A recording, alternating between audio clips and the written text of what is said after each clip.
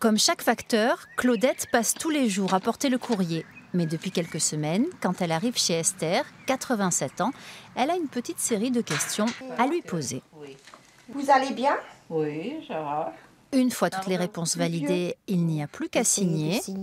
Et la famille d'Esther sera prévenue par mail ou SMS que tout va bien pour aujourd'hui.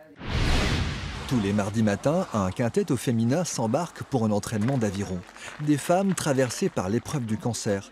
En septembre dernier, quand l'association Étincelle a proposé l'activité, ses adhérentes ont dit oui tout de suite, même celles qui sont toujours soignées. Les discours ont un peu changé de la part du corps médical où on sait que de toute façon, il faut pratiquer l'activité physique pendant et après les traitements.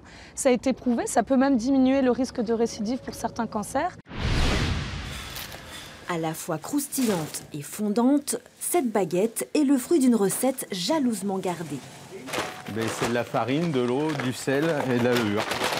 Il n'y a pas de secret?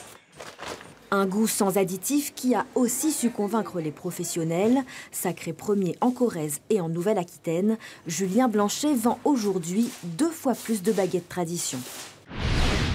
Pas de formule magique, une petite écriture fébrile, raturée, parfois soulignée ou accompagnée de croquis. C'est un événement quasi planétaire qui vient d'être publié sur le net. 18 000 pages de celui qui est présenté comme le plus grand des mathématiciens du XXe siècle, Alexander Grothendieck. Elles sont rouges, fermes et gorgées de sucre, mais elles ne finiront peut-être pas dans votre assiette. Thierry Lancement cultive 10 hectares de fraises dans le Ponthieu. Depuis plusieurs années, il est confronté à un problème crucial, le manque de main-d'œuvre. Pour débuter sa saison, cet exploitant aurait besoin de 50 cueilleurs. Aujourd'hui, ils sont à peine 10. Régulièrement, il accueille des jeunes qui, pour la plupart, devant la pénibilité de la récolte, jettent l'éponge après 48 heures. Derrière lui, 10 ans de tapis rouge.